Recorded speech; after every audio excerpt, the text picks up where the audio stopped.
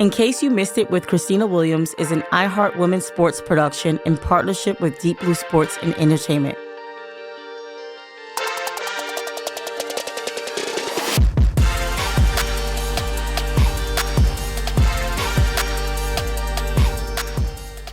Welcome to another episode of In Case You Missed It with Khristina Williams here on iHeart Women's Sports Network. And in case you missed it, gang, the WNBA season is kind of winding down, but things are just heating up for the Minnesota Lynx, who have clinched officially a playoff spot.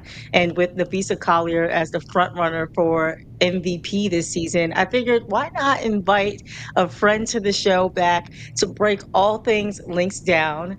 Please welcome to the show head coach Cheryl Reeve. Thank you. Welcome to the show, Coach Cheryl. Oh, it's great to be back on. I appreciate you thinking of us. Yeah, no, it's officially kind of been like a year. The last time we It had you has. on, you had just led Team USA to their eighth straight gold medal. That's And right. so I am so happy to have you back here. So let's dive right into the conversation. The Lynx currently stand at number one overall in the WNBA standings and have officially clinched a playoff spot.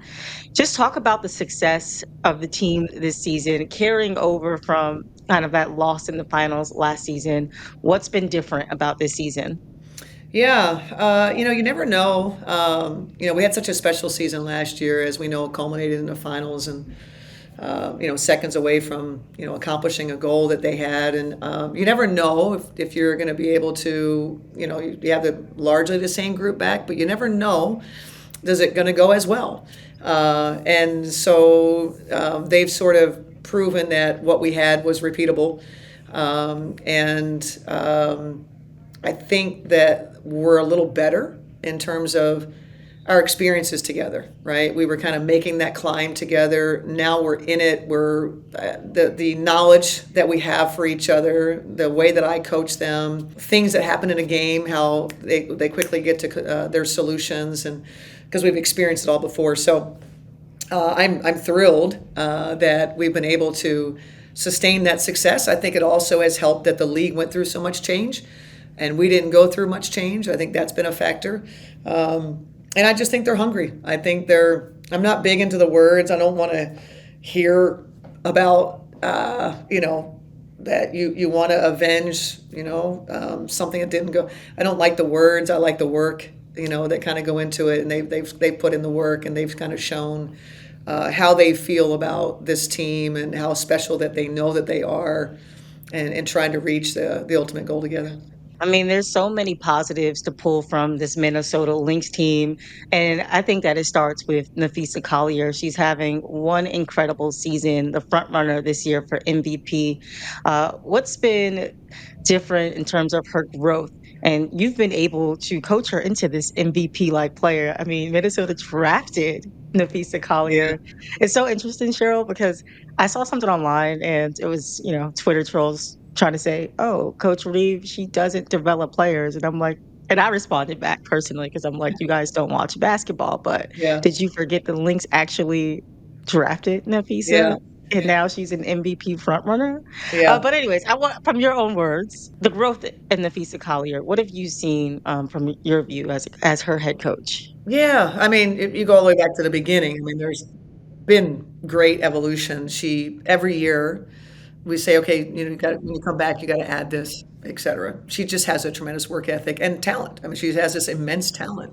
Really, the last 2 years, so 2023, 2024, leading into 2025, I've seen this like step in her mindset. In that, the older she's gotten, the more she's thinking of herself in a championship space.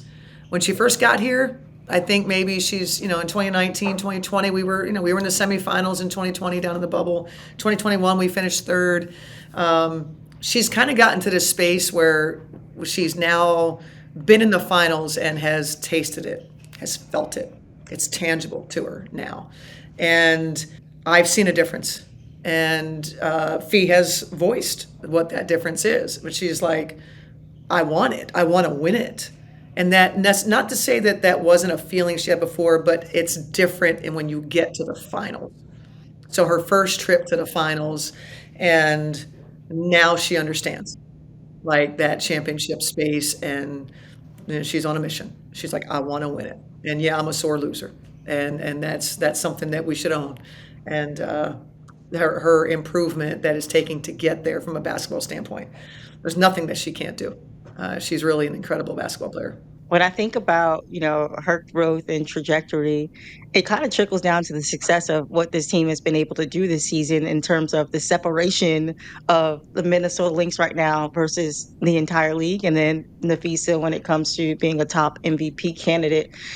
You've coached so many Hall of Famers in your career. When you think about what she can do and her ceiling in this game, what stands out to you the most? That same possibility that the players that became Hall of Famers and Lindsay Whalen and Simone Augustus, they were all in the same space that Fee's been in. And once they reach their pinnacle, right, it is about championships, and that's what she's capable of. She's capable of more than one championship. Whatever team Fee is on has a chance to win a championship. And so I think that's what's next for her. Just same way it was for Lindsay Whalen and Simone Augustus. Simone Augustus's first 5 years, led the league in scoring or had all these great things, but team success and doing it repeatedly. That Fee's talent, it's how much more can she add to her game? There's always something to add. Great players know that. They're never satisfied. And I just think that her ability to propel teammates around her, that's what makes her really special and unique. She is a selfless star, which we love to have here in Minnesota. And, like playing with her is special. Teammates will tell you that. And just her talent, her talent's incredible. And, her ability to now repeat this over and over again, be in the finals again, compete for a championship again, you win a championship. That's what's next for her. When I think about, the success of this team, it also starts with the moves that you've been able to do right on your bench with adding someone like a Lindsay Whalen, adding Eric Tebow to your coaching staff. And you've had an incredible coaching tree throughout the history of your career in the WNBA. But when you think about what you've been able to put together this season in particular, what do those new additions add in terms of, the success that you guys been having this season?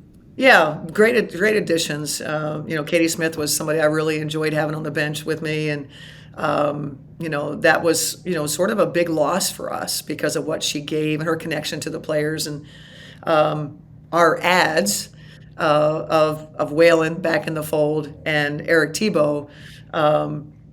The ability to transition, from somebody that was so beloved in Katie to be able to still be in this great space speaks a lot to Eric's overall basketball knowledge, his demeanor, his pouring into players every day. He loves the player development space and the breaking things down, and certainly loves in game. I've enjoyed his contributions and timeouts and half times and even game prep.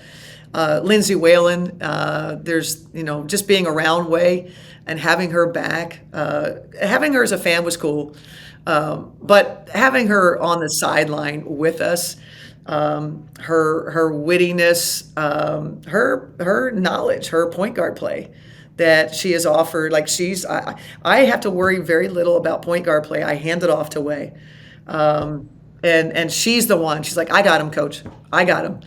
I'll get him on that. And that's just been really tremendous for the growth of Courtney and for Natisha.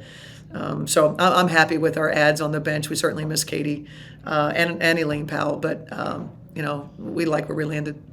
We're about a week removed or so from the trade deadline, and you made a huge acquisition and being able to get Dijonai Carrington, but also you had to give something up in Diamond Miller. Why was that a strategic move for the Minnesota Lynx in terms of the goal of getting back to the finals and wanting to, compete for a championship? Well, we certainly have felt for a long time all of our off-season decisions were centered around keeping our starting five together. We felt very confident in that group. We love who they are together. They're hard to play against. But to be highly successful and win a championship, you need more than those five. So the development and the progress of Natisha Hiedeman has been big for us. Courtney and T playing together has been some of our best lineups. So we've enjoyed that. Jessica Shepard, back in the fold for us and playing such an important role for us. So we feel really good about the top seven, and obviously we're seeing that play out with Fee with us and our ability to sort of get through that. And we felt like Diamond Miller, as good of a player as we think that she is, the timeline for Diamond and us were different. That it's a longer play, and we were in this space of feeling like if a player like Dijonai was going to be available, that might be putting our best foot forward for 2025. And we did not want to leave 2025 feeling like there was something we could have done and didn't. And so we felt like that was the best play to provide us our most fullest version of ourselves, to be able to have the depth in spaces and also the variety of skill sets that this group possesses. Yeah. Dijonai gives you something different than what BC and Matt give you. And then also the commitment to the defensive end that we feel like has made us special. And so we just felt like if that was available and that could come to fruition, that it would behoove us to take a swing at that. Given much change that's forthcoming in the league with the expansion drafts and half the league being free agents next season, did you feel like you have to take everything kind of like season by season currently because of the new CBA coming and everything, in terms of you can't really think long term right now because you just don't know what the makeup of the league will be even next season? Yeah. Sitting in the seat of the executive, you always have to try to consider the impact of your moves on the future, even though we don't know everything that's going to happen, as you're alluding to. I think the nature of the free agency probably put our team, in a space of saying, we know what's here and now. We don't know what's in 2026. Like to think that we have a group that would like to stay together, but we don't have any idea of the dynamics of all of that. And they'll tell you that. And what is the salary cap, and what is what are all the moving parts that could be the CBA. And so I think even the players, our players, are saying 2025. Let's lock in on 2025. And so we try to balance that short term with the long term, in that we weren't interested in dealing a first round pick. We were simply not going to do that. We don't have one for 2026. We were not going to start playing in 2027. So we did factor that in, that there was a limit to what we were willing to do. So to be able to accomplish what we needed to do within our limits, that felt reasonable to us. I want to talk about Courtney Williams and Natisha Hiedeman because they've been taking the internet by storm. I mean, the 72-hour live stream at WNBA All-Star and what they've been able to build with their Studbudz brand. And I saw you a couple times appear throughout the stream. I It was heard about that. I told you, be careful with the AI stuff. It's the crazy AI what they stuff can is do. crazy. But the team chemistry has just been unmatched. What has it been like to see that relationship develop between Court and Natisha Hiedeman, and just them being able to feel comfortable being their authentic selves and building the Studbud brand? Yeah, it makes me happy. I think initially, I remember we were in a shoot around, and they're always cutting up. And I love it. I worry if they're not, because their energy is really special to our team, and they bring a lot of levity to things, and I've learned so much. There's a lot of spaces I didn't have the knowledge that I have now, but they said, "Hey, coach, we're gonna start this." They were doing their activation stuff. They were gonna start this podcast. Guess what we're going to call it? And they said the Studbudz, right? So we laughed about it. So I was like, okay, cool, podcast, podcast. Well, I had no idea what this was going to become, and we were actually I believe we were in Dallas, and they had Dijonai on their show and or on their stream. And I'm not real knowledgeable in the space, and I don't have a lot of time for just being able to watch a stream that's 3 or 4 hours, 5 hours, 72 hours. That's not really my thing. My attention span isn't enough.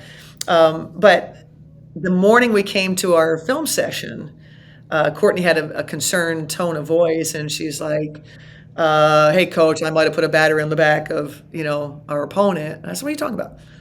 And she said, "Well, on the stream, I said something, about Dijonai and who would they beat, and I was like, oh, damn it, Courtney, we can't do that, like we can't, so we leave, and they message me, Courtney and team messaged me and said, Coach, can we connect? And I was like, yeah, cool. So I said, it's by phone. They're like, no, we want to do it in person. Come in person. And they said, the Studbudz thing, like, it's going great, we're enjoying it. She's like, but we're worried you're not going to be okay with it. And I said, why? Why are you worried about me? Well, because we don't want you to think, that we don't have the main thing. And I said, look, all I want you to worry about is your teammates. Are your teammates good? Me, like, hey, you have to evolve. I wasn't doing this with Lindsay Whalen and Simone Augustus and those guys. You know what I'm saying? Like, we didn't have this. This is a new world. And so, like for me, I'm getting with it. Whatever's happening, whatever's going down, that's what you got to do. And I'm different than what I was, with those guys. And but I just said to them, I'm only worried about your teammates. If your teammates are good, and they're like, they're loving it, they're on the stream with us. And I said, cool. I said, main thing becomes the main thing, always the main thing. Do whatever you want outside of basketball, and just always consider your teammates first. And I am thrilled for them that this has gotten to the space that it has. For players that make what they make, a chance to supplement their income. Courtney's on the other side of 30. T is in a space where every year contractually, maybe it's not enough once more. Maybe they don't have to go overseas. Maybe they don't have to, like, it's a great opportunity that we can monetize the greatness of female athletes these days, the ways that we can. I'm thrilled for them, and our fans love it.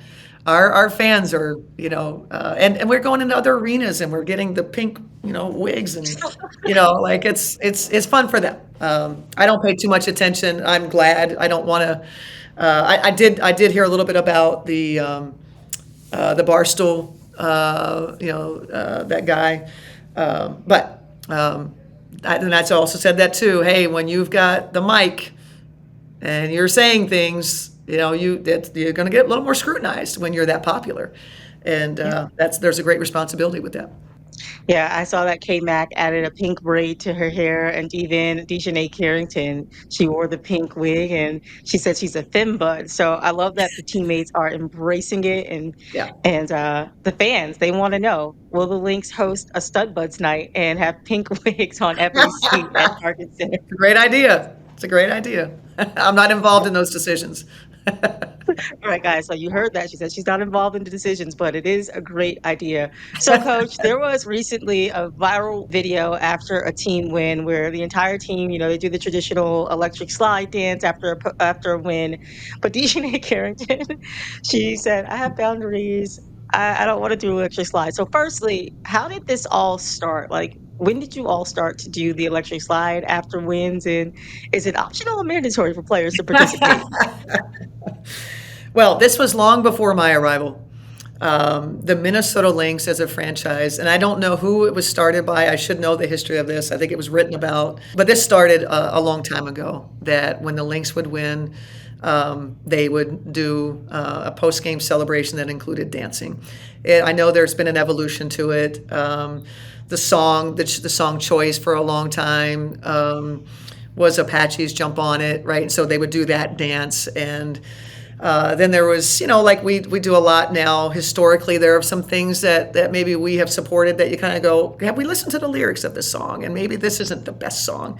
And so some of that has come into play. And so here we are now in today's iteration. of our post-game celebration is electric slide. I have only heard, I am gone out of the arena, so I don't ever see. And so I have only heard that there has been maybe, in Dijonai's case, maybe there's an adjustment period as to transitioning into a space of that celebration. I I am not in that, and nothing is mandatory. I'm not in it. I'm hopeful that Dijonai, in her own way, can participate with her teammates. Because that's just something that everyone's always embraced as a very valued part of our culture. And we'll see how this transpires. Nay is claiming peer pressure. I don't dance, whatever, but whatever version of dancing that Nay can participate in, that would be great. I think now that the Studbudz are popular, I think the theme song is now like Pink Pony, the Chapel Roan song. That's Yeah, like been the thing now with the team. Is I certainly think the whole W community is like kind of latching on to that song. Maybe you guys you can never change it up know. a little You bit. never You never know. know. Going back to the basketball things in terms of the links and what you all have been able to do, we brought up Dijonai Carrington and how important it was for you all to just put the team in a position to win now. Um, what do you think separates the Lynx from every other team right now in the league? That's hard for me because when I'm in it, I see all of our warts. And I know what the stats say, et cetera. What separates us? I think maybe the continuity piece has been really helpful. So I would think that would be a separator. Certainly our commitment to the defensive end. We've gotten some separation there. But I don't think there's a lot that separates us. I think there's a lot of great teams in our league. And I've enjoyed for our team, how successful they've been together. But we haven't done anything yet. So the Taurasi film came out recently, and I want to know, did you watch the documentary, Coach? Anybody that knows me knows I don't do those things. I'm hearing about all these great shows and people don't believe. I'm not a watcher of those things. The only thing I'm watching is next opponent video. I love It's that. really boring But I life, but it's real. but I do want to get your response to something that DT said, because the last time you were on the show, you guys won, a gold medal in Paris, and Yeah, sh within the documentary, she talked about, that gold medal game and being confused as to what happened in terms of not being able to play and your decision to go in that direction. yeah, How do you sort of respond to her reaction, I guess? yeah. And I in don't. Yeah, hindsight, and I think her reaction was more so in hindsight, like, oh, okay, like I'm gonna do what's better for the team. But in hindsight, I was kind of confused as to why I didn't yeah. get the playing time. Yeah. So not so much a response to Diana, more of sharing a mindset. And I said this on other podcasts that I've done about the gold medal game, the experience in general. Um, when we went into that game, we went into the game as we did with all the other games, that you don't have a mindset of not playing someone or a group of people. It is the hardest coaching job that there is, in that whether it's Steve Kerr on the men's national team, or whether it's Cheryl Reeve with the women's national team, you're going to piss a lot of people off because there's a lot of great players that aren't playing like they want to play.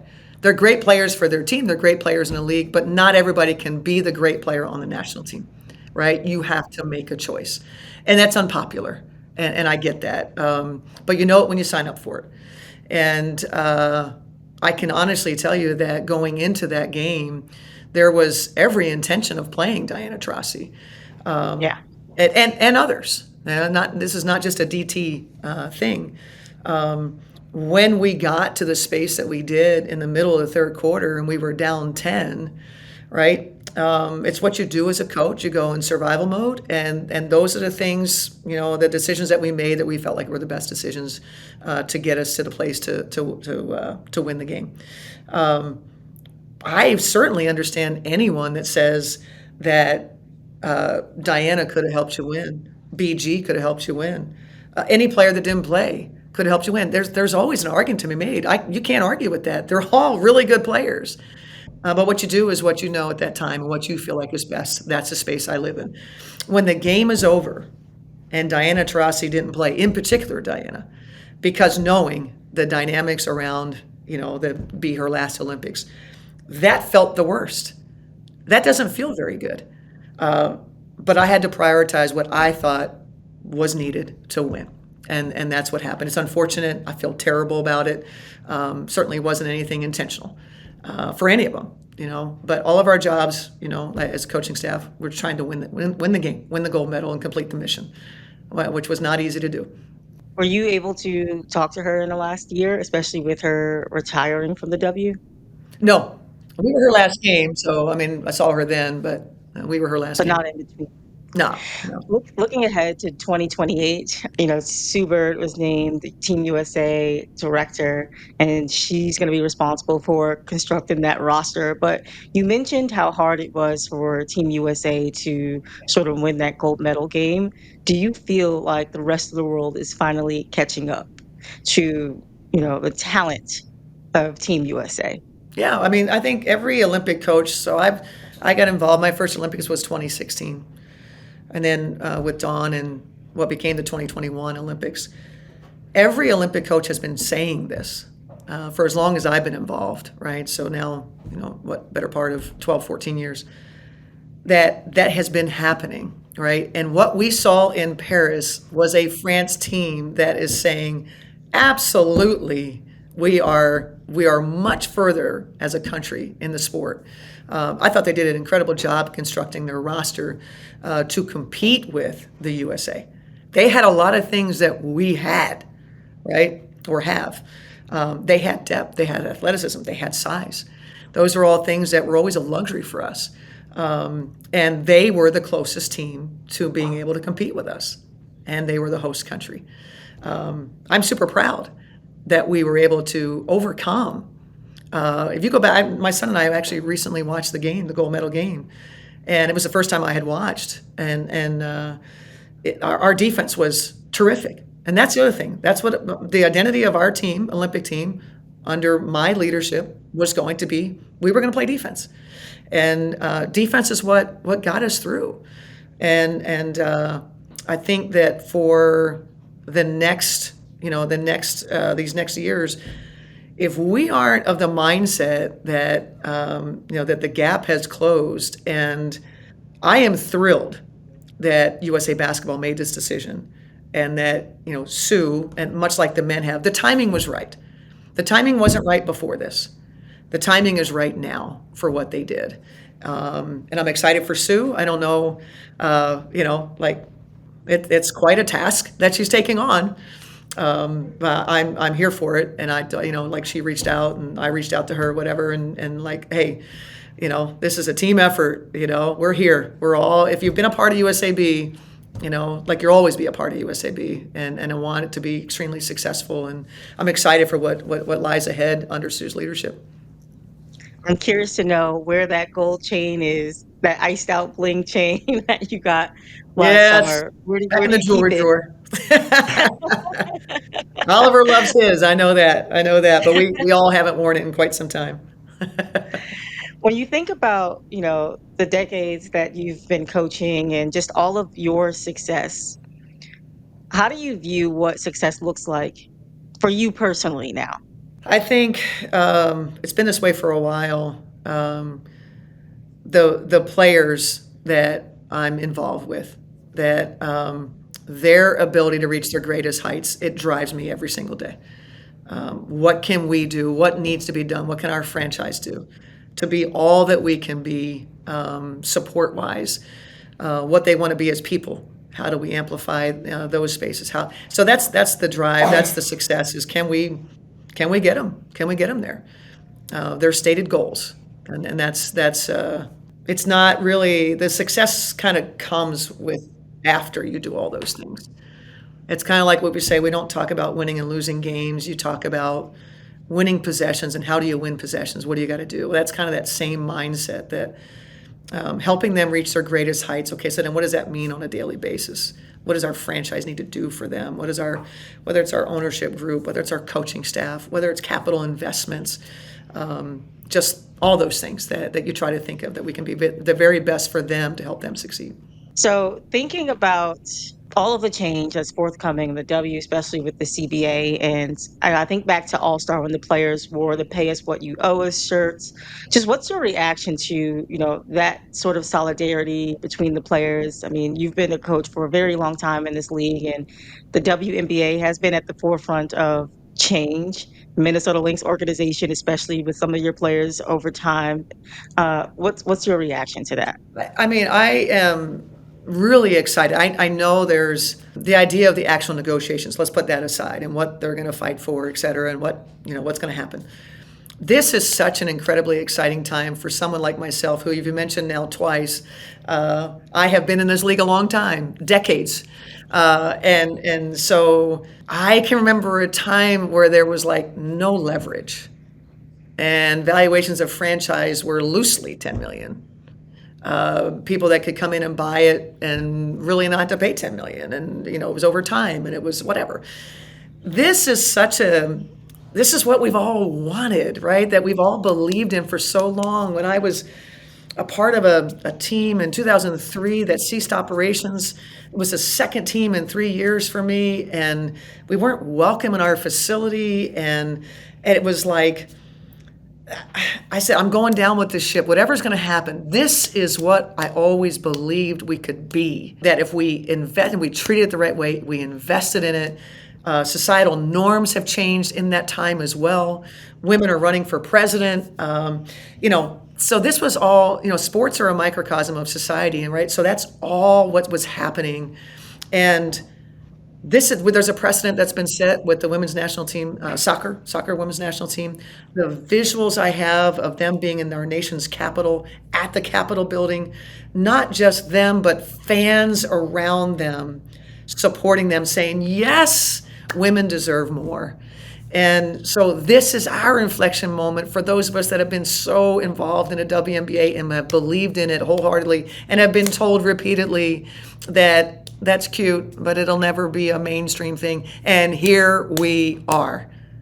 And so I'm excited for them. I mean, I don't know what's going to happen in the negotiations, but I do know this.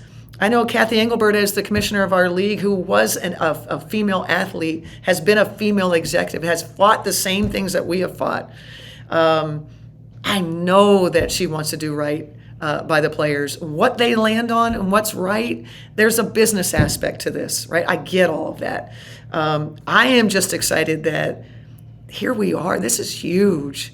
Look at the TV rights deal. Look at what's happening. The CBA is gonna land where this excitement is and this inflection point. The CBA is going to reflect the inflection point. What the exact numbers are, I don't know. But I have strong belief in both the players and the united front of the players, and I have strong belief in the league's understanding of how important this is, that this is going to end well for everybody. I would have to agree with that. And Coach Cheryl, I just want to thank you for joining us this week on In Case You Missed It here on iHeart Women's Sports Network. And I wish you and the Minnesota Lynx the best of luck for the rest of the season and postseason as well. Thank you so much. Great to see you again. In Case You Missed It with Khristina Williams is an iHeart Women's Sports production in partnership with Deep Blue Sports and Entertainment. You can find us on the iHeartRadio app, Apple Podcasts, or wherever you get your podcasts.